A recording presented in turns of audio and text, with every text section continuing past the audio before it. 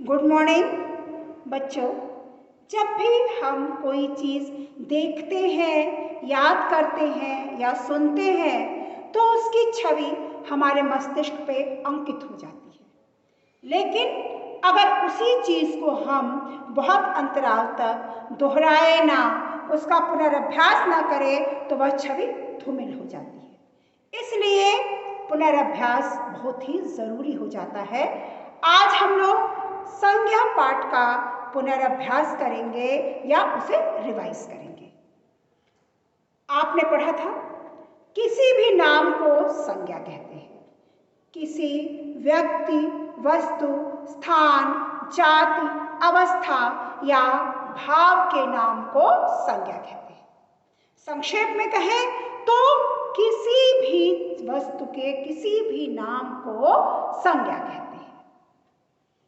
संज्ञा के मुख्य 3 भेद होते हैं: व्यक्तिवाचक, जातिवाचक और भाववाचक।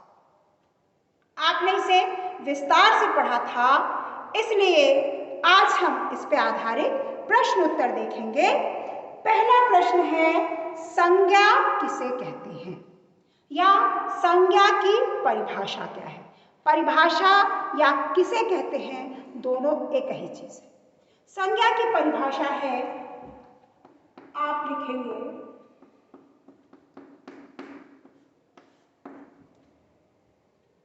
किसी प्राणी, व्यक्ति, वस्तु, स्थान, भाव, अवस्था के नाम को संज्ञा कहते हैं। तो इसे लिख के देखते हैं। किसी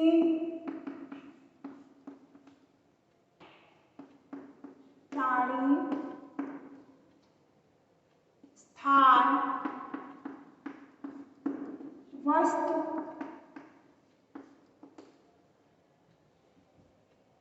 गुण, भाव या अवस्था के नाम को संज्ञा कहते हैं। या अवस्था के नाम को संज्ञा कहते हैं।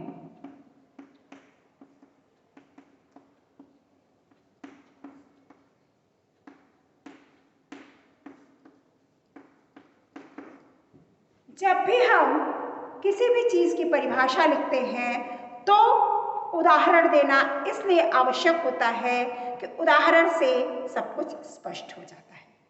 इसका भी हम उदाहरण लिखेंगे। आप कोई भी नाम लिख सकते हैं, जैसे किसी व्यक्ति का, किसी स्थान का, किसी अवस्था का, किसी भाव का। हम यहाँ लिखेंगे राम, जो व्यक्ति का नाम है, पुस्तक वस्तु का नाम है, आगरा स्थान का नाम है। आप किसी भी नाम को यहाँ पे उदाहरण के तौर पे लिख सकते हैं। इस तरह से संज्ञा की परिभाषा हुई किसी प्राणी, स्थान, वस्तु, गुण, भाव या अवस्था के नाम को संज्ञा कहते हैं, जैसे राम, पुस्तक, आगरा आदि। पहला प्रश्न है, संज्ञा किसे कहते हैं।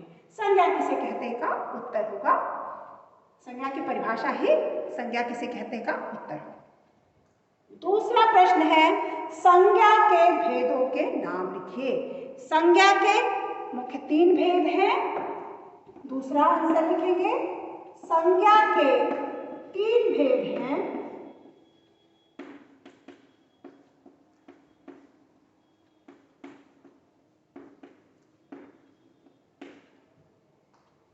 पहला व्यक्तिवाचक, दूसरा जातिवाचक और तीसरा भाववाचक।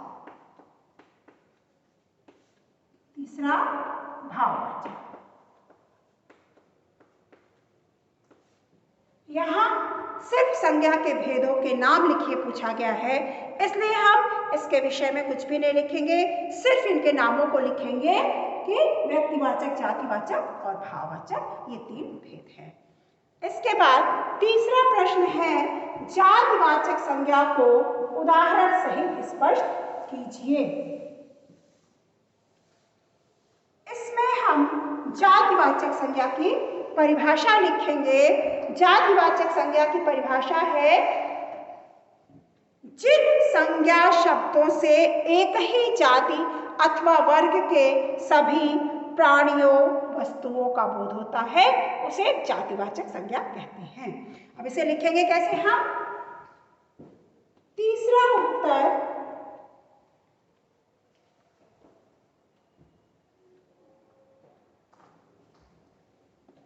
जिन संज्ञा शब्दों से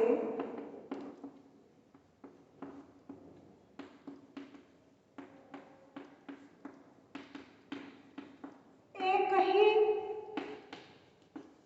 जाति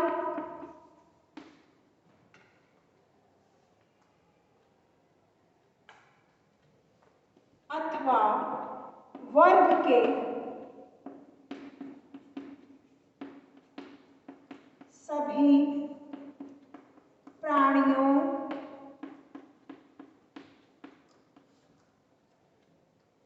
वस्तुओं अथवा स्थानों का बोध हो, वस्तुओं अथवा स्थानों का बोध हो,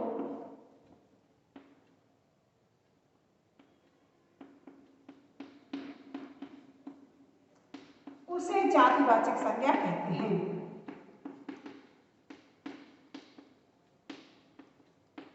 उसे जातिवाचक संज्ञा कहते हैं। इसमें हम कोई भी जातिवाचक का उदाहरण लिख सकते हैं।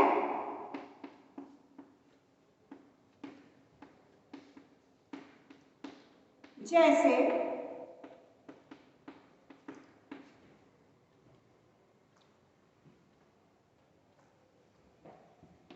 आदमी, गाय, पेड़, 2 या 3 उदाहरण पर्याप्त होते हैं।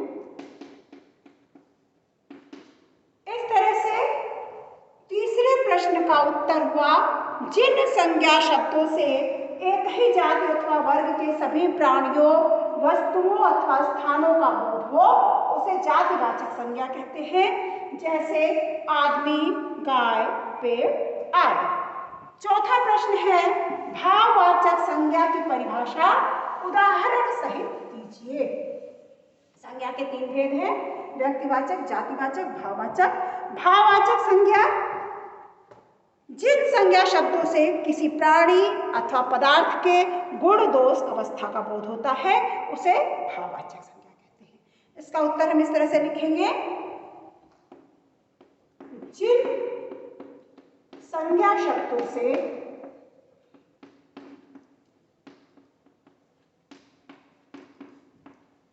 किसी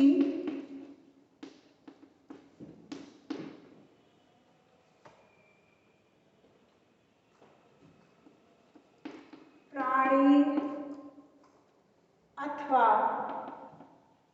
पदार्थ के गुण, दोष, अवस्था, गुण, दोष, अवस्था या दशा का बोध हो, या दशा का बोध हो उसे भाववाचक संज्ञा कहते हैं। या दशा का बोध हो उसे भाववाचक संज्ञा कहते हैं।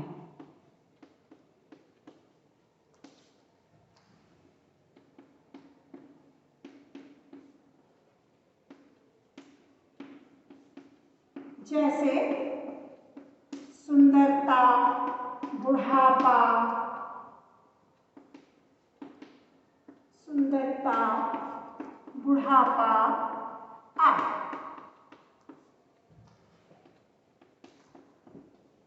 इस तरह से चौथे प्रश्न का उत्तर हुआ, जिन संज्ञा शब्दों से किसी प्राणी अथवा पदार्थ के गुण, दोष, अवस्था या दशा का बोध हो उसे भाववाचक संज्ञा कहते हैं। जैसे सुंदरता, बुढ़ापा आदि।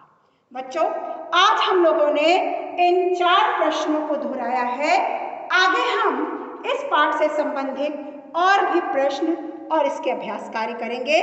तब तक आप इसे अच्छी तरह से दोहराइएगा, समझिएगा और याद करिएगा। धन्यवाद।